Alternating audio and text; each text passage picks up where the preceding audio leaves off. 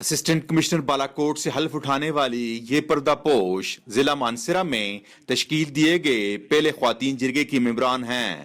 گڑھی حبیب اللہ میں اپنی نوعیت کے واحد خواتین جرگے کی ممبران نے صنف نازک پر ہونے والے مظالم میں روایتی مرد جرگوں کے غلط فیصلوں کے خلاف احتجاجاً اپنا جرگہ تشکیل دیا ہے۔ جرگے کے ذریعے عوا کی بیٹی کو انصاف کی فراہمی ہر صورت ممکن بنائیں گی۔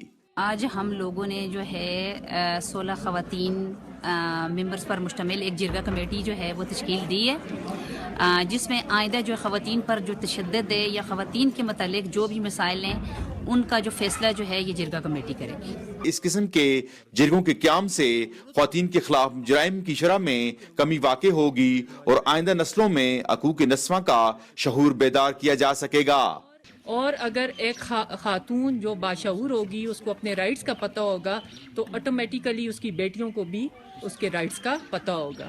تقریب میں گڑھی حبیب اللہ پولیس کی طرف سے اس خواتین جرگے کی قانونی و اخلاقی مدد کا اعلان بھی کیا گیا۔ نثار احمد خان، ڈان نیوز، مانسرہ۔